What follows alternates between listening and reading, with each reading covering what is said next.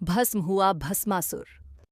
एक बार देवर्षि नारद भूमंडल में घूम रहे थे तो उन्हें वृकासुर नामक राक्षस मिला। नारद को देखते ही उनसे कहा, देवर्षि, आप अच्छे अवसर पर आए। मैं आपसे एक सलाह लेना चाहता हूं। बताइए, ब्रह्मा, विष्णु और महेश में कौन देवता ऐसे हैं जो शीघ्र और थोड़ी ही तपस्या में प्रसन्न हो जाते हैं? नारद ने सोचा, यह असुर इस समय जैसा अपना जीवन बिता रहा है, आगे भी ऐसे ही बिता सकता है। पर लगता है अब यह त्रिदेवों में किसी की विशेष आराधना कर बलशाली होना चाहता है। वर पाने के बाद इसकी असुरी शक्ति बहुत ही प्रबल हो जाएगी। फिर यह ब्राह्मणों, ऋषियों तथा देवों को सताया करेगा। नारद यह सोच तो रहे थे, पर वृकासुर के प्रश्न का उत्तर टालने का मतलब था अपने लिए संकट पैदा करना। यह सोच विचार करके देवर्षि नारद ने वृकासुर से कहा, वृकासुर, वैसे तो तीनों देवों में से तुम किसी की भी तपस्या कर अपना मनोरथ पूरा कर सकते हो। ब्रह्मा और विष्णु जल्दी प्रसन्न नहीं होते। उनके लिए बहुत वर्षों तक कठिन तपस्या करनी पड़ी डहती है। यह भी हो सकता है कि तुम्हारी आयु समाप्त हो जाए और तपस्या पूरी न हो। लेकिन भगवान शंकर ही ऐसे हैं जो थोटी आराधना से ही प्रसन्न हो जाते हैं।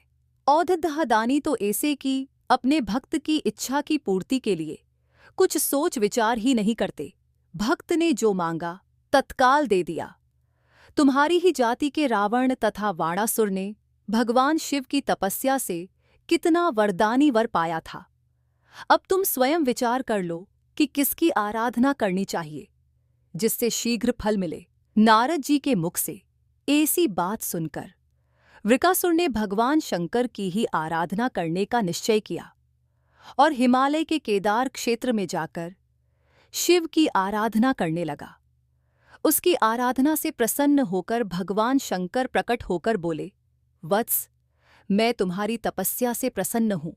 निसंकोच कहो, क्या वर चाहते हो? वृकासुर हाथ जोड़कर बोला, प्रभु, नारद ने कहा था कि आप शीघ्र ही प्रसन्न होकर वर देते हैं, पर इतने वर्षों की आराधना के बाद आपने दर्शन दिए, आप शीघ्र प्रसन्न नहीं हुए। इसका मतलब नारद ने मेरे साथ छल किया। अब आप प्रसन्न होकर वर देना चाहते हैं तो मैं भी वैसा ही कठिन वर चाहता हूं। आप कृपा कर मुझे मारण वर दीजिए। मैं जिस किसी प्राणी के सिर पर मात्र हाथ भर रख दूं, उसी का प्राणांत हो जाए। आप प्रसन्न हैं तो यही वर दीजिए। शंकर जी वृकासुर की यह असुरी मांग सुनकर हतप्रभ हो गए, पर देवता का वचन था, पूरा करना था, अन्यथा मर्यादा नष्ट होती। बोले, जाओ, ऐसा ही होगा, तुम्हारी मनोकामना पूर्ण होगी। वृकासुर बोला, प्रभु, आपका यह वर सत्य है या नहीं, इसकी परीक्षा लेना चाहता हूं।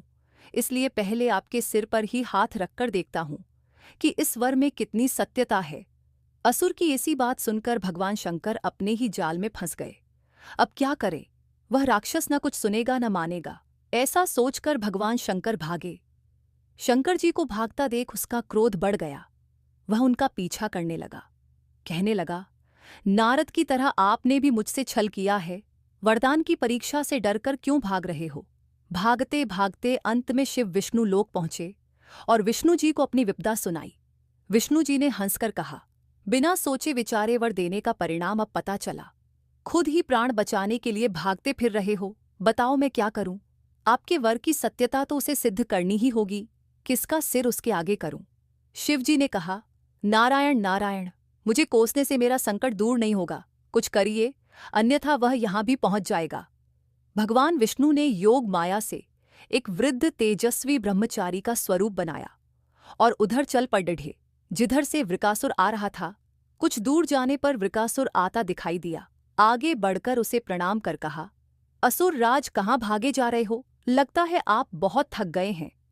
शरीर को विश्राम दीजिए। शरीर से ही सारे कार्य सिद्ध होते हैं, इसलिए इसे अधिक कष्ट मत दीजिए।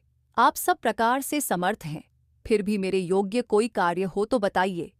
एक तेजस्वी ब्रह्मचारी की बातें सुनकर वृकासुर ने शिव के वरदान तथा उसकी परीक्षा की बात बताई। इतना सुनते ही ब्रह्मचारी हंसा, असुर राज, तुम किसके वर की परीक्षा लेना चाहते हो? उस शिव की जिसका अपना कोई घर बार नहीं, जो भूत प्रेतों के साथ घूमता रहता है, वह भला किसी को क्या वर देगा? वर देने वाले तो दो ही देवता हैं, एक ब्रह्मा दूसरा विष्णु। तुम उनकी आराधना करते शिव के पीछे बेकार दौड़ रहे हो। वर देने वाला तो स्वयं इतना शक्तिशाली होता है कि उसके वर का असर खुद उस पर नहीं हो सकता। उन्होंने तो तुम्हें झूठ मूठ का वर दिया है, तुम्हारी तपस्या तो व्यर्थ गई। ब्रह्मचारी की ऐसी बात सुनकर वृकासुर बद्दा निराश हुआ। उसका मनोबल टूट गया। वह कहने लगा, मुझे तो देवर्षि नारद ने कहा था कि शिव की आराधना करो, वे शीघ्र ही प्रसन्न होकर मनचाहा वर दे सकते हैं। ब्रह्मचारी ने कहा, तुम बड्डे भोले हो, नारद पर विश्वास कर लिया। अरे वह तो ऐसा घुमक्कद्दा साधु है जो सबको उल्टी ही सलाह देता है। उसकी सलाह से कभी किसी का भला होता ही नहीं। तुम्हें मेरी बात का विश्वास न हो तो खुद अपने ही सिर पर हाथ रखकर देखो कि कैसे शिव ने तुम्हें झूठा वर देकर बहकाया है। उनकी झूठ की पोल न खुल जाए, इसलिए भाग गया। वृकासुर का मनोबल इतना टूट चुका था कि उसे उस ब्रह्मचारी की बात में विश्वास हो गया कि शिव ने भी उसके साथ छल किया, उसे झूठा वर दिया है। उसका विवेक नष्ट हो गया। ऐसा सोचते हुए वर की सत्यता की परख करने के लिए उसने अपने ही सिर पर हाथ रख लिया। सिर पर हाथ रखते ही भयंकर अग्निपुंज प्रकट हुआ और वृकासुर उसमें भस्म होकर राख की ढेर बन गया। चूंकि वृकासुर स्वयं अपने हाथों भस्म हुआ था, इसलिए इसका नाम भस्मासुर भी पड्डीडीएच गया। दोस्तों, आपको ये कहानी कैसी लगी हमें कमेंट करके ज़रूर बताएं। ऐसी ही ज्ञानवर्धक वीडियो के लिए हमारे चैनल को सब्सक्राइब करें। वीडियो को ज़्यादा से ज़्यादा शेयर और लाइक करें। धन्यवाद।